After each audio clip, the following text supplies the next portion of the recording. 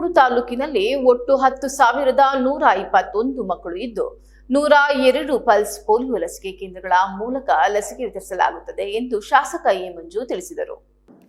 ಇಂದು ಅರಕಲಗೂಡಿನ ತಾಲೂಕು ಕಚೇರಿ ಆವರಣದಲ್ಲಿ ನಡೆದ ರಾಷ್ಟ್ರೀಯ ಪಲ್ಸ್ ಪೋಲಿಯೋ ಕಾರ್ಯಕ್ರಮಕ್ಕೆ ಮಕ್ಕಳಿಗೆ ಲಸಿಕೆ ಹಾಕುವ ಮೂಲಕ ಚಾಲನೆ ನೀಡಿ ಮಾತನಾಡಿದ ಅವರು, ಪಲ್ಸ್ ಪೋಲಿಯೋ ಕಾರ್ಯಕ್ರಮ ಇಂದು ಬೆಳಗ್ಗೆ 9 ರಿಂದ ಸಂಜೆ 5 ಗಂಟೆಯವರೆಗೆ ನಡೆಯಲಿದ್ದು, ಎಲ್ಲ ಪೋಷಕರು ತಮ್ಮ ಮಕ್ಕಳನ್ನು ತಪ್ಪದೆ ತಮ್ಮ ಊರಿನ ಲಸಿಕಾ ಕೇಂದ್ರಗಳಿಗೆ ಕರೆತಂದು ಲಸಿಕೆ ಹಾಕಿಸಬೇಕು ಎಂದು ಮನವಿ ಮಾಡಿದರು.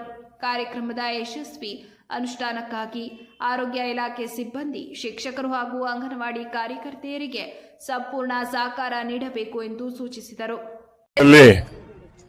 ಇವತ್ತು ಪಲ್ಸ್ ಪೋಲಿಯೋ ಕಾರ್ಯಕ್ರಮವನ್ನು ವಿದ್ಯುತ್ವಾಗಿ ಪ್ರಾರಂಭ ಮಾಡಿದ್ದೀವಿ. ಒಟ್ಟು 102 ಬೂತ್ ಅಲ್ಲಿ ಈ ಕಾರ್ಯಕ್ರಮ ನಡೀತಾ ಇದೆ. ಒಟ್ಟು 10,121 ಮಕ್ಕಳಿದ್ದಾರೆ. ಅದಕ್ಕೆ 100ಕ್ಕೆ 100% ಹಾಕಬೇಕು ಅಂತಕ್ಕಂಥದ್ದು ಇಲಾಖೆಯ ಒಂದು ಗುರಿ ಆಗಿರೋದ್ರಿಂದ ಇದು ಪ್ರಾರಂಭ ಮಾಡ್ತಾ ಇದ್ದೀವಿ. ಇದು ಎಲ್ಲ ಕಡೆನೂ ನಡೀತಾ ಇದೆ.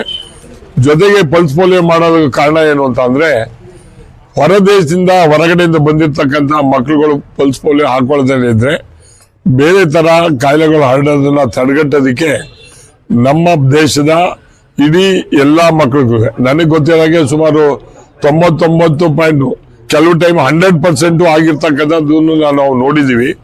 ಬಹುಶಃ ಇದು ಈ ಸೇವೆಯನ್ನ ಸರ್ಕಾರ ಮಾಡಿರ್ತಕ್ಕಂಥದ್ದು ಜನಸಾಮಾನ್ಯರಿಗೆ ಮುಂದೆ ಆರೋಗ್ಯವನ್ನ ಕಾಪಾಡ್ಕೊಳ್ಳಿಕ್ಕೆ ಒಂದು ಮಾರ್ಗ ಅಂತ ಅನ್ನೋದು. ಬಹುಶಃ ಇದು ಯಶಸ್ವಿಯಾಗಿ ನಡೀತಾ ಇದೆ. ನಮ್ಮ ಇಲಾಖೆಯ ಡಾಕ್ಟರ್ಸ್ಗಳು ಮತ್ತು ಸಿಬ್ಬಂದಿಗಳು, ಆಶಾ ಕಾರ್ಯಕರ್ತರುಗಳು, ಇವರೆಲ್ಲರೂ ಕೂಡ ಅಂಗನವಾಡಿ ಟೀಚರ್ಸ್ಗಳು ಇವರೆಲ್ಲರೂ ಕೂಡ ಇದಕ್ಕೆ ಭಾಗವಹಿಸಿದ್ದಾರೆ. ಅವರಿಗೆ ನಾನು ವೈಯಕ್ತಿಕವಾಗಿ ಧನ್ಯವಾದಗಳು ಈ ಸಂದರ್ಭದಲ್ಲಿ ಸಲ್ಲಿಸ್ತೇನೆ.